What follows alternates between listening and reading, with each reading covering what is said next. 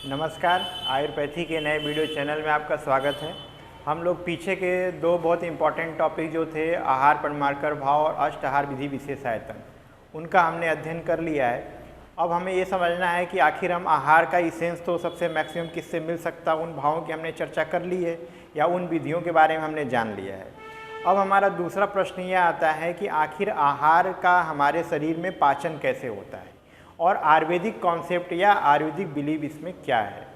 तो जो आयुर्वेदिक संदर्भ है हम लोग उसको श्लोक ही व्याख्या करेंगे और बहुत इजी और बहुत इम्पॉर्टेंट टॉपिक है। आज हम उसको ग्रहण करते हैं। सबसे पहले हम देखते हैं आहार पाक प्रक्रिया।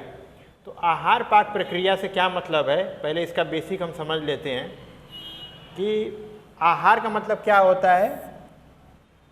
जो भी गले के नीचे जाता है, आयते गलात अधो नियतम इति आहार, जो भी हमारे गले के नीचे जाएगा, गले के नीचे, वो क्या कहलाता है, आहार कहलाता है। इसमें हमने इसके में एग्जाम्पल में हमने पहले ही देख रखा है। इसमें क्या है, आहार जो है अन्न पान है वो भी आता है, अन्न भी आता है, पान भी आता है और औषध भी आता है। औषध, ये तीनों चीज़ें क्या है, आहार कही जाती है। दूसरे नंबर पे ये आता है कि हम आहार के रूप में जो कुछ भी ग्रहण कर रहे हैं अल्टीमेटली उसका होता क्या है। तो दूसरा शब्द क्या आता है, पाक। पाक का मतलब क्या होता है, कोई चीज़ अगर सबस्ट्रेट ए है तो उसमें परिवर्तन होके अगर कोई बी बन रहा है, यानी कि जो उसके अणुओं में परिवर्तन हो रहा है उसको हम लोग पाक के से समझते हैं।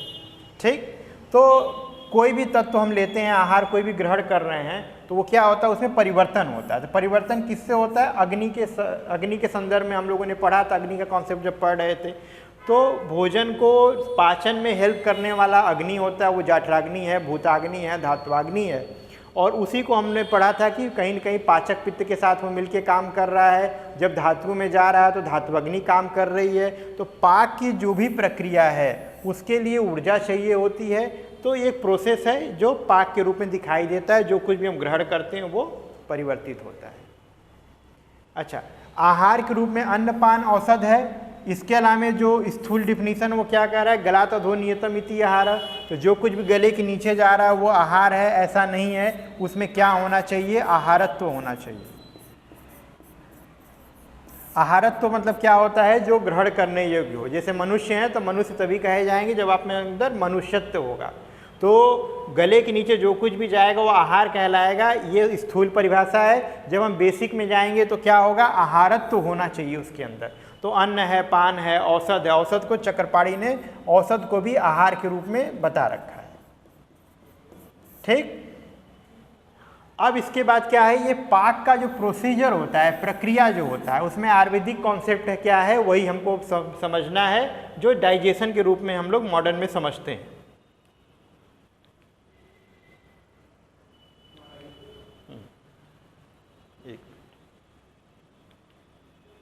तो आहार पाक प्रक्रिया जो है, इस पाक प्रक्रिया में हम लोग क्या देखते हैं, सबसे पहले इस श्लोक को समझते हैं और यही पूरा आयुर्वेदिक जो डाइजेशन का कॉन्सेप्ट है इसी श्लोक के द्वारा समझ में आता है। तो ये सबसे पहले किसने दिया है, चरक, आचार्य चरक ने दिया है। कहाँ दिया है, चरक चिकित्सा 15 में दिया है। और चरक चिकित्सा 15 क्या है, ग्रहणी दोष चिकित्सा अध्याय है। ग्रहणी दोष चिकित्सा अध्याय। तो ये चैप्टर बहुत इंपॉर्टेंट है चरक चिकित्सा का। इसमें बहुत सारी चीज़ें धातुओं को लेकर के, धातुपाक को लेकर के और धात्वाग्नि को लेकर के, आहार के पाचन के कॉन्सेप्ट को लेकर के बहुत सारा मटेरियल इसमें दे रखा है। इसलिए बहुत इंपॉर्टेंट हमको इसको पढ़ना है।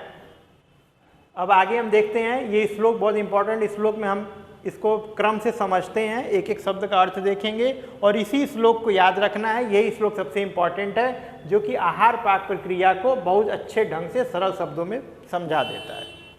वो क्या है, सबसे पहले देखिए क्या लिखा है, अन्नम आदान कर्मातु प्राण कोष्ठ प्रकर्षति।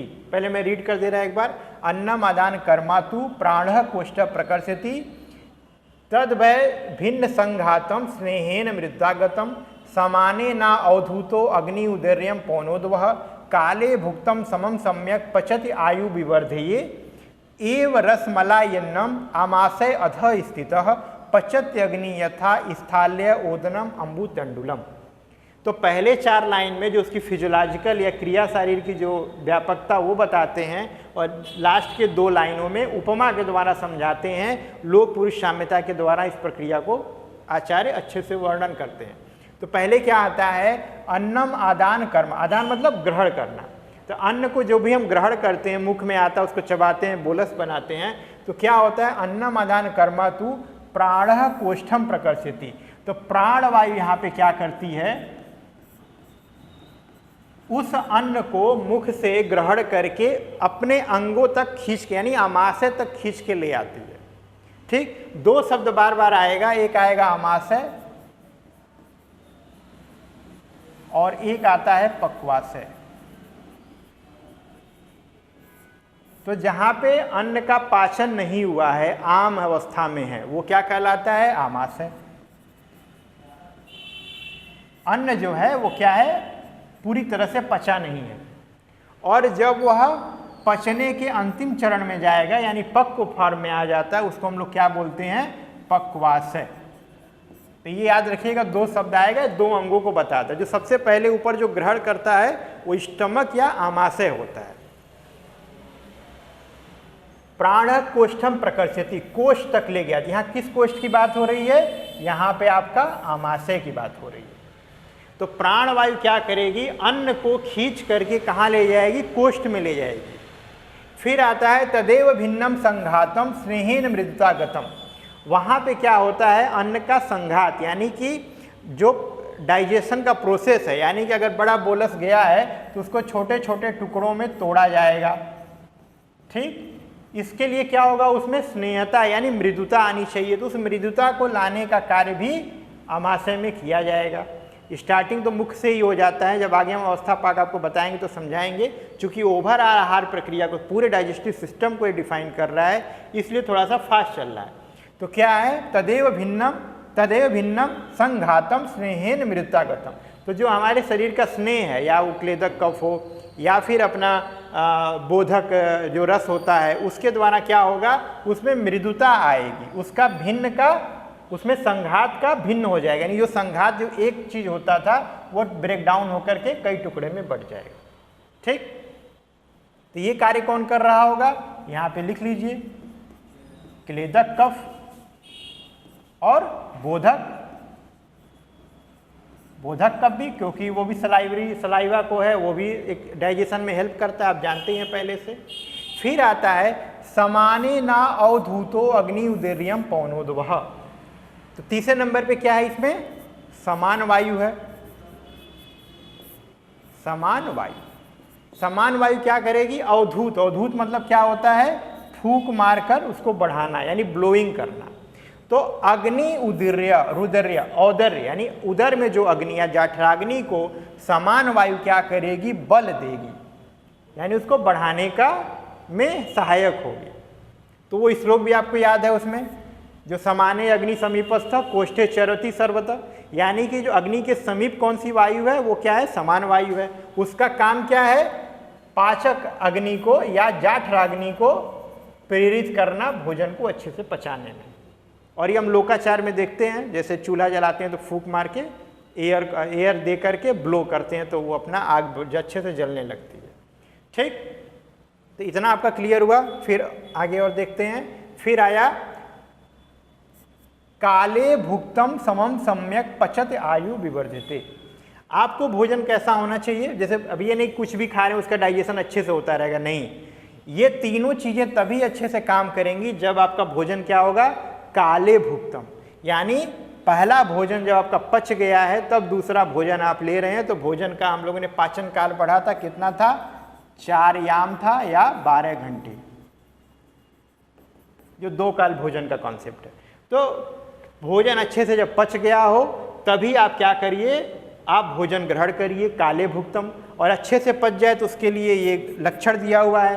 क्या लक्षण है, उद्गार शुद्धि उत्साहो वेगोत्सर्गो यथोचिता लघुता क्षुत पिपासा च जीर्ण आहार लक्षणम। तो ये पहले भी श्लोक आ चुका है, फास्ट में बता देता हूँ। उद्गार शुद्धि, उद्गार शुद्धि मतलब जो आपका डकार है या उद्गार है वो साफ होना चाहिए, शुद्ध होना चाहिए, उसमें किसी बात दुर्गंध न हो, उत्साह हो, वेगोत्सर्ग हो, मलमूत्र का अच्छे से उचित प्रकार से वेग को उत्सर्ग हो चुका हो, शरीर में लघुता आए हो, क्षुध पिपासा लग रही हो, भूख प्यास लग रही हो, तो जीर्ण आहार का लक्षण है।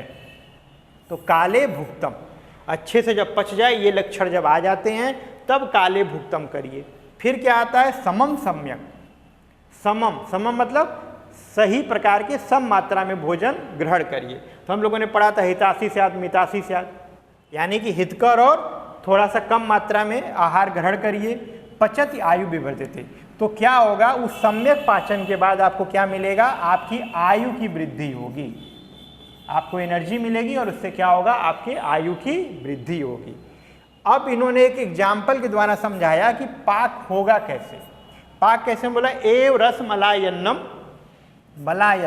अमाशय अध स्थितः पचति अग्नि यथा स्थाल्य ओदनम अम्बु तंडुलम। तो स्थाली यानी भगोने में अगर चावल आप रख देते हैं, ठीक, उसके नीचे आग लगी रहती है तो क्या होता है? उस चावल का पाक हो जाता है।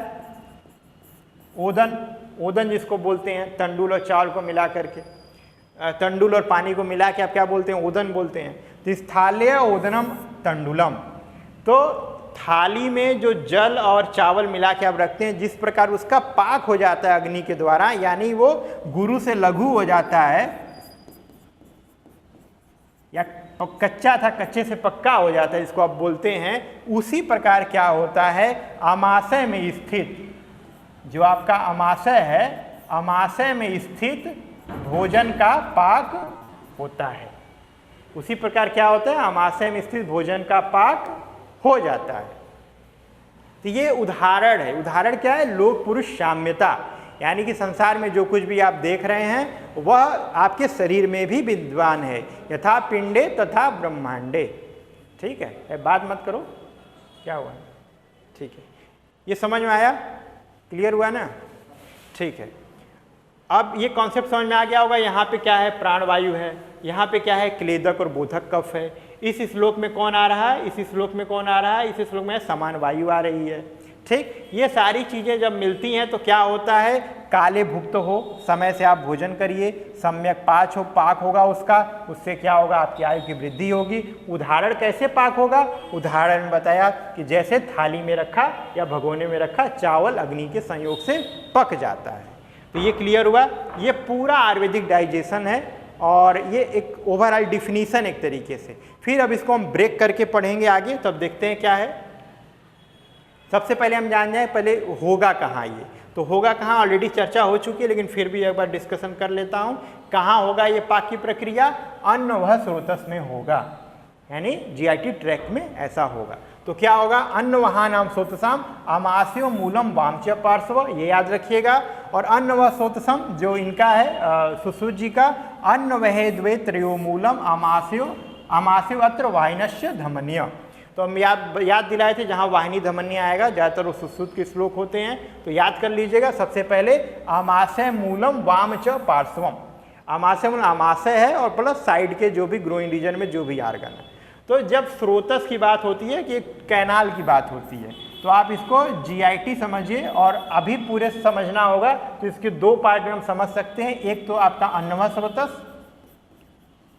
स्रोतस, और दूसरा आपका क्या है? पुरीस्वह स्रोतस। अगर इन दोनों को हम मिला देंगे तो हमारा मॉडर्न का जो जीआईटी सिस्टम होता है वो कंप्लीट हो जाता है। ठीक, तो खैर अंडरस्टैंडिंग है, वो एक्सप्लेन करने का तरीका सबका अलग अलग होता है। आचार्यों ने बोला उसको दो पार्ट में डिवाइड किया, पुरीस्वह स्रोतस अलग किया और अन्वह स्रोतस को इस नाम से वर्णित किया। आगे चलते हैं। आगे आता है कि स्थान तो हो गया, उन स्थान में होगा क्या? उन स्थान में क्या होगा? सबसे पहले आप देखिए, सबसे पहले देखिए ग्रहणी और पित्तधरा कला का कॉन्सेप्ट, यानी अग्नि का स्थान। वहाँ पे जो फ्यूल है या जो ईंधन है या डाइजेस्टिव पावर जिसके अंदर है वह कौन है? अग्नि है। तो अग्नि किसके अंदर विद्यमान है? तो वो देखिए सबसे पहले आता है, ये श्लोक बहुत इंपॉर्टेंट है, अग्नि अधिष्ठानम अत्रस्य ग्रहणात् ग्रहणी मता नाभे ऊपरी अग्नि बले न उपष्टम्भम उपबृंहिता। ठीक, तो क्या उन्होंने बोला कि अग्नि का अधिष्ठान कहाँ है? जो अन्न का ग्रहण करती है वह ग्रहणी है और वही अग्नि का स्थान है। अग्नि का स्थान कहाँ बोला? नाभि के ऊपर। कहाँ आया? नाभि के ऊपर। अभी एक और कॉन्सेप्ट आएगा तो आपको समझा दूंगा उसमें।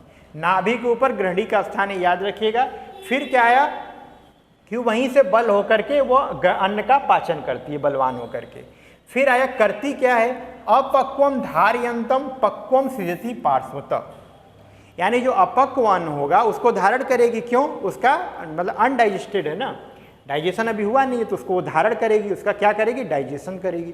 जब वो डाइजेशन हो जाएगा तो क्या होगा? पक्वम सृजति पार्श्वतः, फिर वो साइड से क्या होता है? निकल जाता है, यानी कि वह फीकल मैटर में कन्वर्ट हो गया। तो अपक्वम धारित, यानी जो आम भोजन है, जो अच्छे से पका नहीं है, उसको धारण करेगी, और जो पक गया है उसको क्या करेगी? बाहर निकाल, यानी उससे डाइजेशन हो गया, इसेंस हमने उससे प्राप्त कर लिया। ठीक, तो इसमें कंफ्यूजन नहीं लेना है। अपक्व को धारण करती है और पक्व को बाहर निकालती है। तो कभी कभी वाइवा में पूछते हैं तो कंफ्यूजन होता है, अब उल्टा बताते हैं कि पक्व को धारण करती है, अपक्व को बाहर निकालती है। ऐसा नहीं है, उल्टा है। मतलब अनडाइजेस्टेड को क्यों बाहर निकालेगा? अनडाइजेस्टेड तो होल्डिंग आएगी तो उसकी डाइजेशन होगा। डाइजेशन का प्रक्रिया होने में एक खास टाइम पीरियड होता है। जैसे कार्बोहाइड्रेट के लिए कम है और प्रोटीन के लिए ज़्यादा है, तो ये सारी चीज़ें क्या होती हैं, उसको ध्यान देना पड़ता है। तो जब डाइजेस्ट हो गया तो आगे बढ़ेगा, जाहिर सी बात है। तो अपक्वम धारयंतम पक्वम सृजति पार्श्वतः। फिर क्या दिया? उल्टा देखिए, दुर्बला अग्नि बला दुष्टा त्वम आमम एवं मुंचति। अगर आपकी अग्नि दुर्बल है, अग्नि आपकी दुर्बल है, तो क्या होगा? आमम एवं मुंचति। आम मतलब अपक्व अन्न जो है बाहर निकलने लगेगा। अब पेशेंट कभी कभी इसके मिलते हैं ग्रहणी रोग के, तो बताते हैं जैसा हम भोजन करते हैं वैसे ही बाहर निकल जाता है। वही हमको फीकल मैटर में दिखाई देता है। तो क्यों? क्योंकि उनका जो अन्न है वो अपक्व में, यानी कि अपक्वम सृजति पार्श्वतः हो रहा है। जो बाहर निकल रहा है वो क्या है? अपक्व में निकल रहा, ग्रहणी सही से कार्य नहीं कर रही। तो एक तो याद रखिए कि ये ग्रहणी का कॉन्सेप्ट जो है वह अग्नि का स्थान माना गया है, और ग्रहणी कहाँ होती है? नाभि के ऊपर, सुश्रुत के मध्य से। ठीक, अब आगे सुश्रुत एक जगह और बोलते हैं, वो देखो, षष्ठी पित्त धरा नाम या कला परिकीर्तता पक्व अमाशय मध्यस्थम। सुश्रुति ग्रहणी का रेफरेंस आप कहाँ दे रहे हैं? नाभि के ऊपर और पक्वाशय और आमाशय के मध्य। पक्वाशय आमाशय के मध्य क्या है? ग्रहणी है। किसका मत है? सुश्रुत का ही मत है। उसी को उन्होंने बोला क्या बोलते हैं? पित्त धरा कला। उसी को हम क्या बोलते हैं? पित्त धरा कला को ही हम ग्रहणी बोलते हैं। और ग्रहणी अब कहाँ बताई उन्होंने? कि पक्वाशय आमाशय के मध्य में, ये याद रखिएगा। और जहाँ पे जो चरक जी जो बता रहे थे, जो चरक जी जो बता रहे थे वो कहाँ बता रहे थे? नाभि के ऊपर। ये हो गया चरक जी का। ठीक, कोटेशन याद रखिए, चरक का ये हो गया, सुश्रुत जी का ये हो गया। अब आगे एक और मत आएगा सारंगधर का। सारंगधर बोलते हैं तथा अंतराणाम षष्ठी च अग्नि धरा मता, तत्र अंतराणाम षष्ठी च अग्नि धरा मता, यानी अग्नि धरा कला। इसी ग्रहणी को या षष्ठी पित्त धरा कला को ही, षष्ठी है ना पित्त धरा कला, इसी को हम क्या बोलते हैं? अग्नि धरा कला। अग्नि धरा कला याद रखिएगा। ये किसका है? सारंगधर जी का मत है। ठीक, क्लियर हुआ? तो यहाँ से अगर हम लोग ओवरऑल देखना चाहेंगे तो तीन चीज़ें हमको मिल जाती हैं। पहला क्या आता है कि चरक क्या बोलते हैं? ग्रहणी कहाँ है? नाभि के ऊपर है। सुश्रुत कहाँ बोलते हैं? ग्रहणी क्या है? षष्ठी पित्त धरा कला है। ठीक, और सारंगधर क्या बोलते हैं? इसी को हम लोग अग्नि धरा कला के नाम से बोलते हैं, च अग्नि धरा मता। ठीक, और यही क्या है? अग्नि का स्थान है। तो ये आपका ओवरऑल हो गया। अब आगे चलते हैं अवस्था पाठ। अब हमने पहले देख लिया कि अग्नि की क्या स्थिति, डाइजेशन की प्रक्रिया क्या है। उसके बाद देखा अन्न व स्रोतस क्या होता है। फिर हमने देखा कि अग्नि क्या होती है, मतलब अग्नि कहाँ रहती है, कैसे ग्रहणी में पक्का से में कार्य करती है। अब हमको देखना है अवस्था पाक। अवस्था पाक क्या होता है? भोजन की जो भी डाइजेशन का प्रोसेस होगा वो किसी स्टेज में जाएगा। तो जो प्रथम अवस्था होती है, जैसे भोजन कोई भी आप ले लिया आपने, भोजन, ठीक, तो भोजन कोई भी लेते हैं तो दो तरह का पाक होता है। पहला क्या होता है, स्थूल पाक, और दूसरा क्या है, अणु या सूक्ष्म पाक। सूक्ष्म पाक समझिए, ठीक। ये सूक्ष्म पाक फिर दो भाग में डिवाइड होता है। पहला क्या होता है, अवस्था पाक, और दूसरा क्या होता है, विपाक, ठीक। तो जो स्थूल पाक होता है वो क्या होता है, केवल विजातीय टू, क्योंकि जस्ट जैसा आपने खाया वैसा ही हम एब्जॉर्ब नहीं कर सकते, तो विजातीय टू सजातीय। सजातीय, सजातीय यानी वो हेट्रोजीनस से कहाँ जाना चाहता है, होमोजीनस में। ये आपका क्या होता है, स्थूल पाक कहलाता है। उसके बाद अणु पाक या सूक्ष्म पाक जब स्टार्ट होता है तो वो आपका आता है अवस्था पाक और विपाक। तो सबसे पहले हम क्या पढ़ेंगे, अवस्था पाक पढ़ेंगे। देखते हैं, अवस्था पाक कुल 3 तरह का होता है और विपाक भी कुल 3 तरह के होते हैं। तो आगे हम पढ़ेंगे मधुर, अम्ल, कटु, वो भी 3 प्रकार का होता है और मतांतर है वो तो अलग वहाँ डिस्कस करेंगे। अभी ये समझिए जो पहला अवस्था पाक होता है वो क्या होता है, मधुर अवस्था पाक। मधुर अवस्था पाक में क्या श्लोक आता है, एक ही बहुत सबसे इंपॉर्टेंट श्लोक है, वो देख लीजिए। अत्रस्य अन्यस्य भुक्त मात्रस्य षड्रसस्य प्रपाकतः मधुरद्यात् कफो भावात् फेन भूतम उदीर्यते। तो ये क्या बताते हैं कि जो कुछ भी हम अन्न का ग्रहण करते हैं, या अन्न कैसा ग्रहण करते हैं हम लोग, षड्रस, 6 रस वाला देखना कहाँ आवाज आ रही। तो जो 6 रस वाला हम आहार ग्रहण करते हैं, सबसे पहले उस पर क्या होता है, उसका पाक होता है। पाक होता है मतलब प्रथम पाक, प्रथम पाक यानी प्रपाक, ठीक है। यह प्रपाक से क्या होता है, अन्न से भुक्त मात्रस्य षड्रसस्य प्रपाकतः मधुरद्यात् कफो भावात्। मधुरद्यात् कफो भावात् यानी सबसे पहले क्या होता है, मधुर रस उत्पन्न होता है, और कफो भावात् यानी कफ की उत्पत्ति होती है। फेन भूतो उदीर्यते, वो क्या होता है, फेन या झाग के साथ उत्पन्न होता है। तो प्रथम अवस्था पाक आचार्य ने मधुर बताया है, तो अब इसको हम लोग मॉडर्न में समझना चाहेंगे तो ऐसे होगा जैसे हम लोग कोई भी भोजन करते हैं, सबसे पहला डाइजेशन उसका माउथ से ही स्टार्ट हो जाता है। तो माउथ में क्या होता है, टाइलिन होता है। तो टाइलिन जब स्टार्च पे काम करता है तो मधुर रस की अनुभूति होती है हमको। यह अनुभूति क्या कहलाती है, प्रथम अवस्था पाक पर कहलाती है मधुर अवस्था पाक, ठीक। और जैसे ही आप कुछ ग्रहण करते हैं, थोड़ी देर उसको चबाएंगे तो टाइलिन से सलाइवा में से उसमें डाइजेशन होता है, तो आपको मधुर समझ में आता है। तो आचार्य इसी को कैसे समझाते हैं, अन्य से भुक्त मात्रस्य, भुक्त मात्र से मुख में रखते ही जो आपको स्वाद समझ में आता है वह क्या होता है, मधुरद्यात्। अन्यस्य, कितना अच्छा श्लोक है और कितना उन्होंने जोर देके बोला है कि अन्यस्य भुक्त मात्रस्य, जैसे ही आप खाएंगे वैसा ही पहला जो रस उत्पन्न होगा वो क्या होगा, मधुर होगा। ये बहुत बड़ी बात है। आज हमको टाइलिन के बारे में पता है और सलाइवेशन क्या होता है और कैसे स्टार्च का डाइजेशन होता है, लेकिन उस समय उन्होंने बोला कि हम कुछ भी आहार रखते हैं मुख के अंदर तो सबसे पहले हमको मधुर रस की अनुभूति होती है। तो जो मधुर रस की अनुभूति है वही आपकी क्या कहलाती है, प्रपाक कहलाती है, पहला पाक जो होता है। और उससे कफ उत्पन्न होता है, कफ दोष ये भी आता है। अवस्था पाक के दौरान कौन से दोष उत्पन्न होते हैं, तो मधुर अवस्था पाक जो है प्रथम अवस्था पाक है और इसमें कफ दोष की उत्पत्ति होती है, ठीक। तो ये आपको समझ में आ गया होगा। आगे चलते हैं। आगे दूसरे नंबर पे आता है आपका अम्ल अवस्था पाक। अम्ल अवस्था पाक क्या होता है, दूसरे नंबर पे आता है। द्वितीय अवस्था पाक इसको बोलते हैं। परंतु पच्यमानस्य विदग्धस्य अम्ल भावतः आशयस्य अमानस्य पित्तम मच्छम उदीर्यते।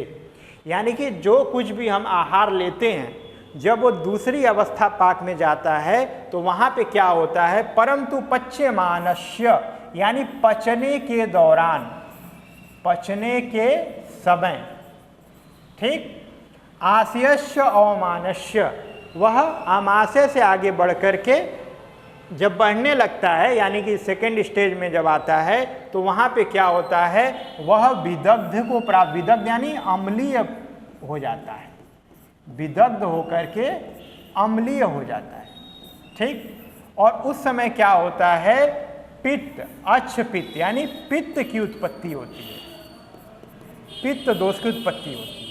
तो इसको अभी मॉडर्न के हिसाब से समझना चाहेंगे तो क्या होगा, यह जब भी प्रोटीन का डाइजेशन होता है तो वहाँ पे क्या होता है, एसिडिटी उत्पन्न होती है। वो उसी चीज़ को बता रहा है कि जैसे कुछ तो स्टमक में जब डाइजेशन हो जाएगा और फिर आगे वो कहाँ जाएगा, जब इंटेस्टाइन में जाएगा तो वहाँ भी प्रोटीन का डाइजेशन होता है। तो दोनों चीज़ यानी पचने के दौरान, कुछ आमाशय में कुछ पक्वाशय में, पचने के दौरान क्या होगा, वो विदग्ध को प्राप्त हो जाएगा यानी वो एसिडिक होगा। और हमें पता है कि जब भी प्रोटीन का डाइजेशन होता है तो पेप्टोन्स वगैरह बनते हैं, अमीनो एसिड और पेप्टोन्स जब बनेंगे तो वहाँ पे क्या होगा, वो एसिडिक नेचर के होते हैं। प्रोटीन तो ऑलरेडी एसिडिक नेचर के होते हैं। तो जो पहले में हमने स्टार्च से मधुर अवस्था पाक को समझा था, यहाँ हमको ये समझना चाहिए कि एसिडिक नेचर से वह अम्ल अवस्था पाक को आचार्य समझाते हैं। ठीक है, और वहीं पे अच्छ पित्त की उत्पत्ति होती है। तो अच्छ पित्त की उत्पत्ति होती है मतलब यहाँ पे हम इसको मॉडर्न में क्या समझते हैं, बाइल जूस को समझते हैं। तो बाइल जूस कहाँ आता है, सेकेंड पार्ट ऑफ ड्यूडेनम में आके ओपन होता है, गाल ब्लैडर में स्टोर रहता है, तो वह अच्छ पित्त कहलाता है यानी शुद्ध पित्त रहता है। तो ये और आगे हम डिस्कशन करेंगे, जब डाइजेस्टिव सिस्टम पढ़ाएंगे। बाकी अम्ल अवस्था पाक ये समझ जाइए कि यहाँ पे एक तो पित्त दोष की उत्पत्ति होती है और ये सेकेंड अवस्था पाक है, और यहाँ पे अम्ल दोष की अम्लीयता होती है, विदग्ध होकर के अम्लीयता को प्राप्त करता है। ये कॉन्सेप्ट क्लियर हुआ। फिर आते हैं कटु अवस्था पाक। कटु अवस्था पाक क्या है, तृतीय अवस्था पाक होता है। देखिए क्या आता है, पक्वास्यम तु प्राप्तस्य, जब भी डाइजेशन में, अभी मैं आगे मॉडर्न को बताता हूँ, पक्वास्यम तु प्राप्तस्य स्वश्यमाणम बहिनाम परिपिंडित पक्वस्य वायु स्यात् कटु भावात्। ये इसमें आचार्य बोलते हैं कि जो अन्न पचने के बाद, यानी एक तो आमाशय में था तो तक पका नहीं था, पक्वाशय में आ गया, अब पच गया है। वो जब पच गया है तो क्या हुआ, पक्वास्यम तु प्राप्तस्य, पक्वाशय में आए हुए अन्न को, यहाँ पर हम लार्ज इंटेस्टाइन और स्मॉल इंटेस्टाइन दोनों को समझते हैं। पक्वाशय में आए हुए अन्न का शोष्यमाणम वहिनाम, वहिना मतलब अग्नि, अग्नि की उपस्थिति में क्या हो जाता है, शोषण यानी उसको सुखा दिया जाता है। ठीक, क्योंकि इतना बड़े अगर वो बल्क में इसी तरह से फीकल मैटर अगर आएगा तो डायरिया हो जाएगा। तो क्या होता है, उसको बाइंडिंग होती है, उसका बंधन होता है। तो क्या होता है, बंधन होने का मॉडर्न में क्या होता है, वाटर रीअब्जॉर्ब हो जाता है कोलन रीजन से। ठीक, और भी बहुत सारी चीज़ें जो हमारे शरीर के लिए बेनिफिशियल हैं वो भी रीअब्जॉर्ब होती हैं, एब्जॉर्ब कर ली जाती हैं। अब यहाँ पे क्या है, शोष्यमाणम बहिनाम, वह अग्नि की उपस्थिति में क्या होता है, वो सूख जाता है, यानी उसमें जल धातु की कमी हो जाती है। जल धातु की कमी होने से क्या होता है, वो परिपिंडित, परिपिंडित मतलब वह छोटा छोटा गोले में पिंडी आकार का हो जाता है। तो फीकल मैटर का जो शेप होता है उस तरह का बन जाता है, जो नॉर्मल होता है। वायु स्यात् कटु भावात्, और क्या होता है, वहाँ पे वात की उत्पत्ति, वायु की उत्पत्ति होती है, जो कि कटु अवस्था पाक को बतलाता है, वो कटु होता है।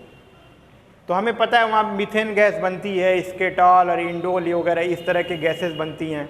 तो उससे क्या होता है कि कटु वायु की उत्पत्ति होती है, उसी को हम लोग क्या बोलते हैं, कटु अवस्था पाक बोलते हैं।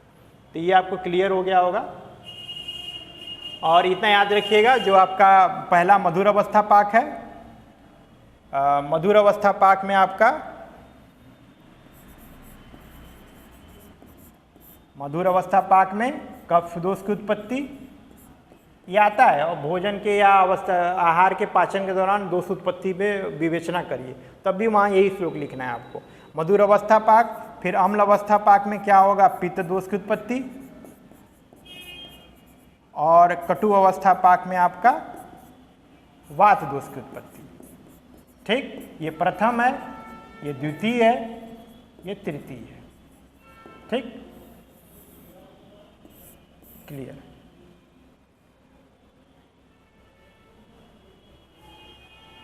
अब आगे आते हैं विपाक। विपाक की स्थिति क्या है, विपाक कई तरह से समझाया जाता है, और विपाक में जो है बहुत इंपॉर्टेंट है। सबसे पहले तो ये चार्ट ही बहुत इंपॉर्टेंट है, इसका स्क्रीनशॉट ले लीजिए, इसको समझाता हूँ अभी। विपाक जो है, विपाक के भेद देखिए किस प्रकार बताया गया। सबसे पहले आता है कई तरह के बताए, तो द्विविध विपाक। द्विविध विपाक मतलब दो तरह का विपाक। किसने बताया? आचार्य सुश्रुत ने बताया। क्या बताया?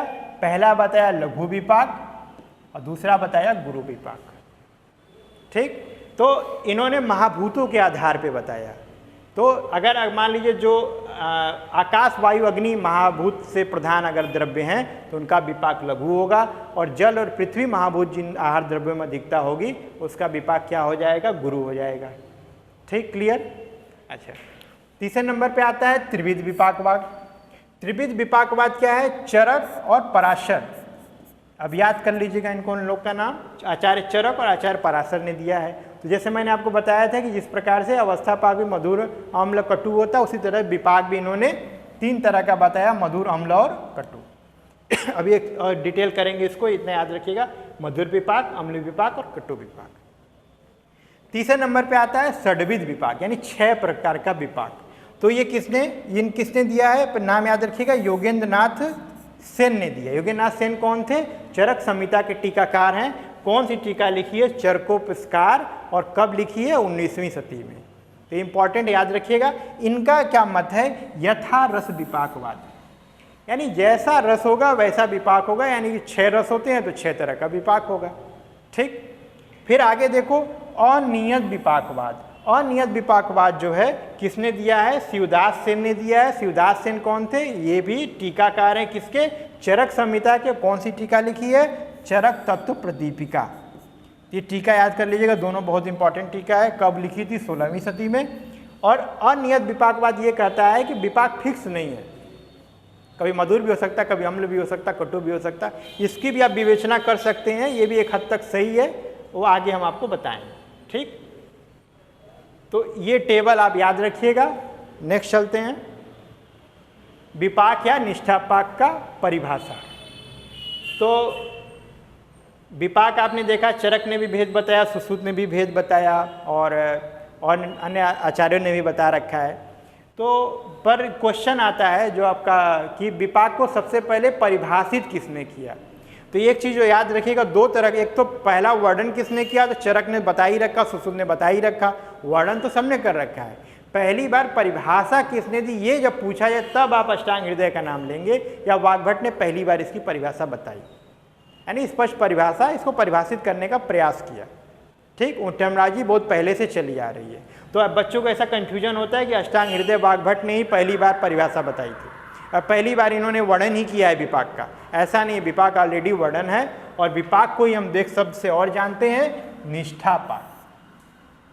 ठीक, उसको प्रपाक बोलते हैं या अवस्था पाक बोलते हैं, इसको विपाक या निष्ठापाक हम बोलते हैं। तो डिफिनीशन में आचार्य ने क्या समझाया देखिए, जठराग्निना योगात यदुदेत रसांतरम रसानाम परिणामन्ते सविपाक इति स्मृता। यानी कि जठराग्नि, जठर अग्नि आदि के संयोग के बाद जो रस बनता है, यानी जो रस बनता है, यानी आहार रस जो भी बना, ठीक, उस आहार रस में रसांतर होता है। उस आहार रस में जब चेंजेज आते हैं, वह रसांतर जिससे जो भी मधुर अम्ल कटु जो भी बनने वाला है, वही क्या कहलाता है? परिणाम अंते, रसानाम परिमाण अंते सविपाक स्मृत। यानी आहार रस में जो रसांतर होता है, यानी कि आपने स्थूल और सूक्ष्म भाग को प्राप्त कर लिया, भोजन हुआ, डाइजेशन हुआ, डाइजेशन से आहार रस मिला। अब आहार रस अपने हिसाब से शुद्धतम था, लेकिन अब उसमें फिर से रसांतर हुआ, उसमें परिवर्तन आया। अब जो परिवर्तन हुआ वही क्या कहलाता है? आपका विपाक। ठीक, बहुत अच्छा डिफिनीशन, इसको याद रखिएगा, इस श्लोक ही याद कर लीजिएगा। बाकी सारे डिफिनीशन लगभग वही चीज बता रहे हैं, बस मैं पढ़ दे रहा हूं। जठराग्नि योगाद आरंभम निष्ठा काले, यानी निष्ठा काले यानी अंतिम समय में, योग और उत्पद्यते सविपाक, यानी अवस्था पाक के बाद जो भी लास्ट वाला पाक होता है, जिसको हम निष्ठा पाक बोल रहे हैं, वही निष्ठा पाक क्या कहलाता है? विपाक कहलाता है। जो भी गुण उत्पन्न होगा, मधुर अम्ल कटु जो भी। यहाँ भी सेम चीज है। अरुण दत्त, अरुण दत्त कौन है? अरुण दत्त जो है अष्टांग हृदय के टीकाकार है। कौन सी टीका लिखी है? सर्वांग सुंदरा, बहुत इंपॉर्टेंट है, याद रखिएगा, सर्वांग सुंदरा। ठीक, अरुण दत्त क्या कहते हैं? रसानाम परिणामन्ते जठर निष्ठा काले रसांतरम रस विशेष, यानी कि जब जठर यानी जाठराग्नि जब कार्य कर लेती है उसके परिणाम स्वरूप जो रस लास्ट में जो भी कुछ मिलता है उसमें रसांतर जो होगा वही विशेष रस जो कहलाता है विपाक कहलाता है। ठीक, यहाँ भी अरुण दत्त सेम टीका, कायग्नि पाक जो विशिष्टो रसो विपाक, यानी जो कायग्नि का पाक होता है उसमें जो विशिष्ट रस बनेगा, यानी कायग्नि यानी जाठराग्नि जो पाक करेगी उसमें बाद में जो परिवर्तन होगा वही आपका क्या कहलाएगा, विपाक कहलाएगा। ठीक, आगे चलते हैं विपाक के भेद। विपाक के भेद देखिए, त्रिविध विपाक का पहले त्रिविध विपाक समझ लेते हैं क्योंकि हम लोगों ने अभी अवस्था पाक पढ़ के आया है। अवस्था पाक हम लोग पढ़ के आए हुए हैं इसलिए हमको समझ में आ जाएगा मधुर अम्ल कटु भी त्रिविध विपाक होता है। तो इसमें देखो सबसे पहले क्या आता है, कटु तिक्त कसायड़ा, क्योंकि 6 प्रकार के रस के अलावा 7वां रस तो होता ही नहीं है, तो 6 प्रकार के रस आपने सेवन किया होगा। अब देखो कटु तिक्त कषायणाम विपाक प्रायशः कटु, यानी कटु तिक्त कषाय से कैसा विपाक होगा, कटु होगा। और आगे इजी है, अम्लो अम्लम पच्यते, अम्ल का अम्ल होगा, स्वाद मधुरम लवणस्थ था, स्वाद मतलब मधुर विपाक होगा, किसका, मधुर और लवण का। तो क्लियर हुआ, क्लियर करने का मतलब ये है कि यहाँ से याद कर लीजिए कटु तिक्त कषाय क्या होगा, कटु होगा, अम्ल अम्ल होगा, और जो बच गया मधुर और लवण क्या होगा, वो आपका मधुर हो जाएगा। इजी है, आपको क्रम याद है, मधुर अम्ल लवण कटु तिक्त कषाय, तो वहाँ से भी आप बना लेंगे। तो याद तो करना पड़ेगा, अम्लो अम्लम पच्यते, अम्ल का अम्ल ही होगा, टेंशन नहीं। कटु तिक्त कषाय का कटु हो जाएगा लास्ट वाले तीनों का, और ऊपर 2 ही रस बचे मधुर और लवण, उसका क्या हो जाएगा, मधुर हो जाएगा। अच्छा, आचार्य पराशर का भी ओपिनियन अब इम्पॉर्टेंट हो गया है क्योंकि लगभग सब लोग इसको समझते हैं, जानते हैं। तो पराशर का क्या है, उन्होंने और इजी बताया। इजी क्या बताया, अम्लो अम्लम पच्यते, अम्ल का अम्ल हो जाएगा, कटु का कटु हो जाएगा, और मधुर लवण यानी रेस्ट जो 4 बच गए उसका क्या हो जाएगा, मधुर हो जाएगा। तो और इजी है, अगर आप एग्जाम में इन दोनों को लिखते हैं तो कम से कम एग्जामिनर ये समझेगा कि आपको विपाक के बारे में बेसिक नॉलेज बहुत अच्छा है। तो याद कर लीजिएगा, पराशर का मत क्या कहता है, अम्ल अम्ल होगा, कटु कटु होगा, और रेस्ट 4 जो क्या होंगे, मधुर होंगे। क्लियर, आगे चलो।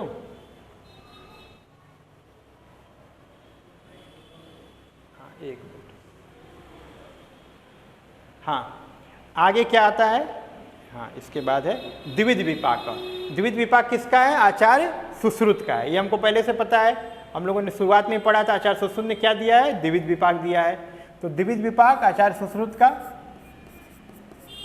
सुश्रुतानुसार आचार्य, आचार्य लगाना जरूरी है, ठीक है। द्विविधा आगम, वो बोलते हैं आगम, आगम से द्विविधा, यानी कि आप तो प्रदेश के अनुसार क्या होता है, 2 तरह का विपाक होता है। क्या होता है, मधुरम कटु का, मधुर और कटु 2 विपाक होते हैं। देखिए मधुर और कटु। फिर बोला लघु रीति तयो मधुराख्य गुरु कटुआख्य, कहने का मतलब ये है कि उसमें जो मधुर विपाक होता है वह गुरु विपाक होगा, और जो कटु विपाक होगा वो क्या होगा, लघु विपाक होगा। तो उन्होंने बोला ये डिसाइड कैसे करेंगे, महाभूत के आधार पे करेंगे। पृथ्वी और जल दोनों गुरु होते हैं इसलिए गुरु विपाक होगा, और आकाश व अग्नि दोनों तीनों लघु होते हैं इसलिए लघु विपाक होगा। तो बहुत ईजी है। क्वेश्चन क्या बनता है, क्वेश्चन ये बनता है आपका कि मधुर विपाक और कटु विपाक किसने बताया है, 2 ही प्रकार के विपाक, या फिर गुरु और लघु किसने बताया है, या फिर इसी को गुण विपाक भी बोलते हैं कि गुण के अनुसार किसने विपाक बताया है, तो वो किसने बताया, आचार्य सुश्रुत ने बताया है। ठीक, आगे चलें। विपाक के कार्य तथा उसका ज्ञान, विपाक को जानेंगे कैसे, तो विपाक के लिए अलग अलग आचार्यों ने अलग अलग मत दे रखा है, लेकिन हम यही जानते हैं अभी भी कि विपाक हम कैसे जानते हैं, विपाक कर्मनिष्ठया, विपाक कर्मनिष्ठया, यानी कि जो हम भोजन करेंगे और उस भोजन का हमारे शरीर पे जो प्रभाव पड़ेगा उससे हम अनुमान लगाते हैं कि इसका विपाक ऐसा होगा। इसीलिए एक्सेप्शन भी आपको देखने को मिलता है विपाक में। ठीक, क्योंकि अगर मान लीजिए कोई स्वाद में कटु तिक्त कुछ इस तरह का है, लेकिन उसका जो आपका लक्षण आ रहा है वो बृंघण वाला आ रहा है, तो उसको हम क्या समझेंगे, कर्म से ही समझेंगे। तो एक प्रत्यात्म नियता वाला कॉन्सेप्ट आता है, उसको हम लोग बाद में समझेंगे। अभी आप ये समझिए कि विपाक को कैसे जानेंगे, कर्म के द्वारा जानेंगे। कर्म कैसा, हमारे शरीर पर उसका क्या प्रभाव पड़ रहा है, उसी के अनुसार हम उसको पहचानेंगे। ठीक, तो ये जो एग्जाम्पल दिया हुआ है बहुत इंपॉर्टेंट है, देख लो। मधुर, अम्ल और कटु ये तीनों कैसे कार्य करेंगे। शुक्रहा बद विड मित्रो विपाकः वातला कटु, यानी कटु विपाक। कटु विपाक क्या करता है, शुक्रहा यानी शुक्र की हानि करता है। ठीक, बद विड मित्रो, विड क्या है, पुरुष है और मूत्र मतलब यूरिन है, तो बद विड मूत्रो यानी पुरुष और मूत्र को बांध देता है, यानी कॉन्स्टिपेशन करेगा, बांध देता है। विपाका वातला क्या करेगा, वात को दोष को उत्पन्न करेगा। जब वात दोष को उत्पन्न करेगा तो ऐसा विपाक कैसा होगा, कटु विपाक। ठीक, कटु, अगर कोई आहार द्रव्य हमने लिया, उसने 2-3 कार्य किए, क्या किए, शुक्र की हानि कर दी, मल मूत्र को बांध दिया और वात दोष की उत्पत्ति कर दी, तो उसका विपाक हम ये समझेंगे कि कटु विपाक होगा।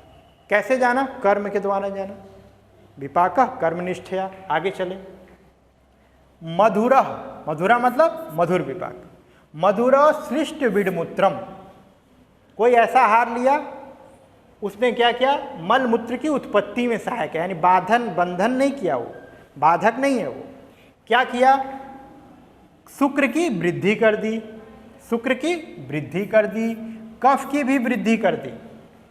कफ शुक्रला यानी शुक्रल है और कफ वर्धक है, तो वो कैसा विपाक होगा, मधुर विपाक होगा। ठीक, उस आहार का विपाक कैसा हुआ हमारे शरीर के अंदर, मधुर विपाक हुआ। अब आगे देखें,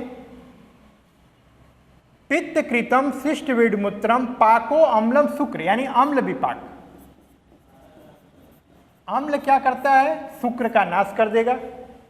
कोई ऐसा आहार जो शुक्र का नाश कर दे, परंतु मूत्र और पुरुष का उत्सर्जन यानी उत्पत्ति में सहायक हो, यानी कि सृष्ट विडमूत्र हो और पित्त दोष को बढ़ा दे, तो ऐसा विपाक क्या कहलाएगा, आपका अम्ल विपाक कहलाएगा। ठीक, ये याद रखिएगा, तेसाम गुरु शान मधुरा कटु अम्ल को अन्यथा।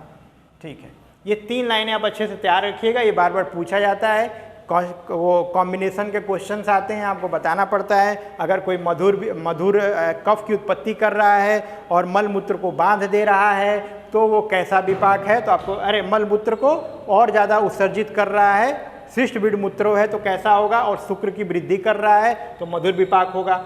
इसी तरह वात में पूछ सकते हैं, कटु विपाक में क्या होगा, जो वात दोष की वृद्धि कर दे और मल मूत्र को बांध दे और शुक्र की हानि कर दे, तो कैसा होगा, कटु विपाक होगा। अम्ल वाले में क्या बोले, शुक्र का नाश कर दिया, ठीक, मल मूत्र की वृद्धि कर दी और पित्त दोष को बढ़ा दिया, तो कैसा होगा, वो अम्ल विपाकी हो। क्लियर हुआ। ठीक, आगे चलते हैं। आहार का सारकिट्य में विभाजन, जो कुछ भी हम आहार करते हैं, जैसे उसका अब हमने डाइजेशन ले लिया, अब डाइजेशन के बाद मतलब तीनों प्रपाक भी देख लिया, अवस्थापाक भी देख लिया और विपाक भी देख लिया, तो इसके बाद क्या होगा, अब विपाक जब हो गया तो अब क्या होगा, शरीर में हमारे एब्जॉर्ब होगा। तो सबसे पहले उसका सारकिट्य में विभाजन। देखिए, सार और मल और किट 2 शब्द आते हैं, तो मल हम जनरली किस में लेते हैं, स्थूल डाइजेशन में हम लोग मल की चर्चा करते हैं। जब धातुगत या सूक्ष्म स्तर पे जब पाक होता है, उसमें जो उत्पन्न होता है उसको हम लोग किट बोलते हैं। ठीक, देखो क्या आता है इसमें, कुछ दोष कार्य करते हैं, वही देख लो कैसे कार्य करते हैं। तच्च दृष्टि हेतु के नाम विशेषण पक्व आमाशय मध्य पित्तम चतुर्विधि अन्नपानम पचति विवेच्यति। तो विवेचन करने का मतलब क्या है, सार किट को अलग करना। कौन कर रहा है, ये पाचक पित्त कर रहा है। ये कौन सा पित्त है, पाचक पित्त। ठीक, एक रोल हो गया। आगे देखो अष्टांग हृदय में, समानो अग्नि समीपस्थ कोष्ठे चरति सर्वतः अन्नम ग्रहणाति पचति विवेच्यति। विवेच्यत मतलब सार किट में अलग करना, और मुंचत मतलब बाहर निकाल देना। तो ये कॉन्सेप्ट आ गया कि सार किट या सार या मल में जो अलग करने वाला है वो भी कौन सा है, आपका समान वायु भी है। समान वायु भी हेल्प करती है। तीसरे नंबर पे आता है ग्रहणी। ग्रहणी के बारे में अभी चर्चा हुई। क्या? अपक्वम धारयंतम पक्वम सृजति पार्षद, यानी अगर उसका डाइजेशन पूरा नहीं हुआ है तो वो धारण करके रखेगा, और अगर उसका डाइजेशन हो गया तो उसको बाहर निकाल दे। यानी मल को बाहर निकालने में कौन काम कर रहा है? ग्रहणी भी काम कर रही है। तो ये 3 एंटिटी या भाव ऐसे हैं, पाचक, पित्त, समान वायु, ग्रहणी, जो मलों के, जो आहार पे काम कर रहे हैं और मल को उससे, सार से अलग करने का प्रयास करते हैं, अलग करना उनका कार्य है। ठीक, ये याद रखिएगा। अब आगे चलते हैं। आहार रस का अवशोषण। आहार रस का अवशोषण क्या होता है? जो भी आहार आपका डाइजेशन हो गया अच्छे से, तो क्या होगा? आमाशयगतम, आमाशयगतम पाकाहारम प्राप्य केवलम पक्व। क्या शब्द आया? प्राप्य केवलम पक्व, मीन्स जो अच्छी प्रकार से जिसका पाचन हो गया हो उसी को जो प्राप्त होता है, वो जब प्राप्त होता है पश्चात धमनी भी, धमनी, वो धमनियों के द्वारा सर्वाशय, यानी नीचे जहां भी वो आहार मूवमेंट कर रहा होगा, लार्ज इंटेस्टाइन, स्मॉल इंटेस्टाइन, जैसे जैसे मूवमेंट कर रहा होगा वहां पे क्या होगा? प्राप्य केवलम पक्व। ये नहीं कि इनडाइजेस्टेड तो वो भी एब्जॉर्ब हो जाएगा, ऐसा नहीं होता। पाक प्राप्य केवलम पक्वम, जो अच्छे से पाक को प्राप्त कर चुका है उसी का क्या होगा? वो जब धमनियों के द्वारा पूरे शरीर में हमारे फैल जाता है। ये क्या बतलाता है? आहार रस का अवशोषण चरक विमान से। बहुत इंपॉर्टेंट श्लोक है, इसको याद कर लीजिएगा। ठीक है, और यहाँ पे हमारा आहार का जो कॉन्सेप्ट है वो फिनिश हो रहा है और लगभग ये फर्स्ट पेपर भी कंप्लीट हो गया है। अगर आपको ये टॉपिक पसंद आ रहा है और लेक्चर पसंद आ रहा है तो लाइक करिए, सब्सक्राइब करिए। Thank you.